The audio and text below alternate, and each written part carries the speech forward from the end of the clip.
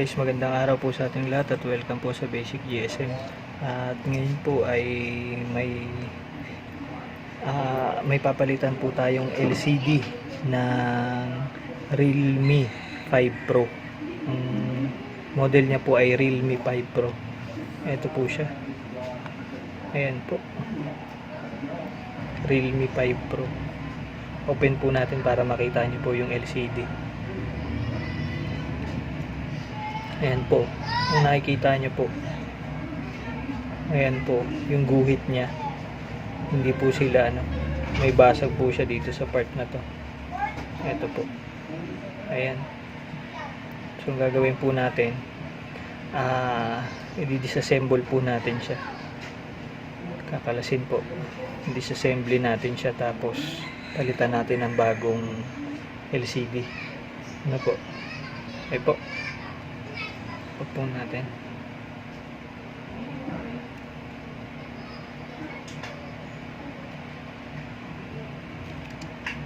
So, ang gagamitin po natin yung ating yan po. At saka itong mga tools natin. Ito. At ito po. At ang ating pantanggal ng screw. So, tear down po natin siya. Ano po, para mapalitan natin yung LCD nya. Simulan na po natin.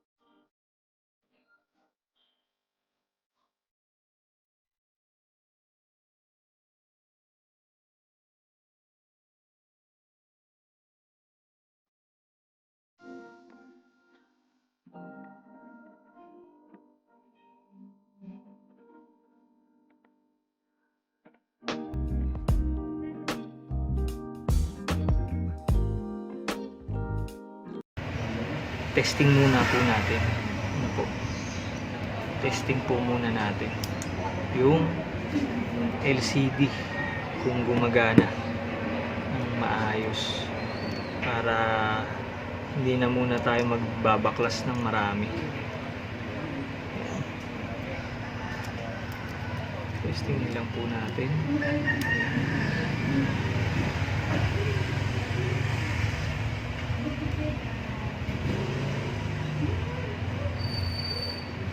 Ayan.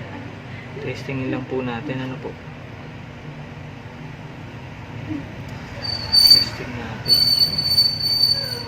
kung working yung ating pamalit na brand new na LCD.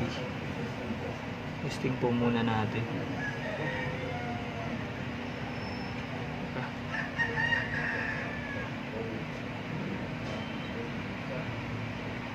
Makapayong. Ayan po. Ayun. Ayan po. So, ayan po. Na-testing natin yung bago nating LCD sa kanya.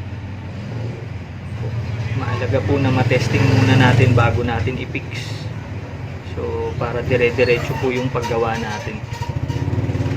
Tayo ma-interrupt. Pasensya na po dun sa mga maingay na nasa paligid. Ano po? Ayan na po. Okay po. Ay. Ayan na po. Okay na po. So, ayan. Testing po natin yung accuracy nung touchscreen. Okay po. So, okay po. Ayan po siya. Okay. So, ang gagawin po natin ay ipipix na natin ngayon. Tara po. Off po muna natin. Off.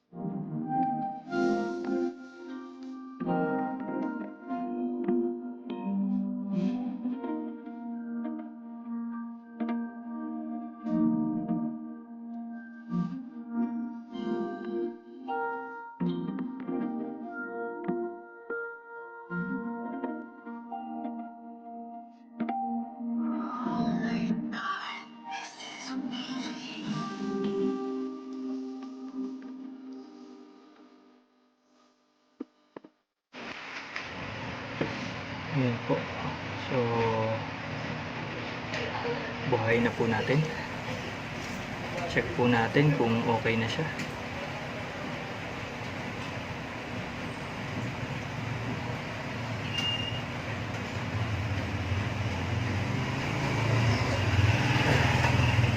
Mali pala yung pinipindot ko. Ito po palang kabila.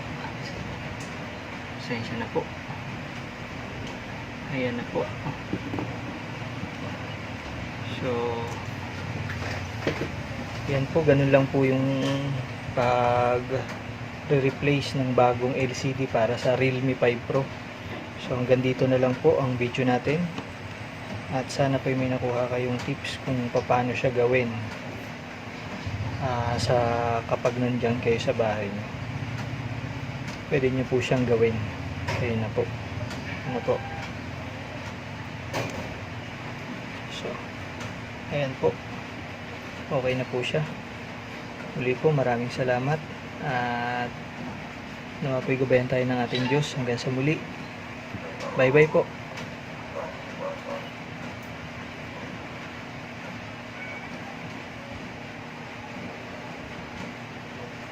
Check po natin yung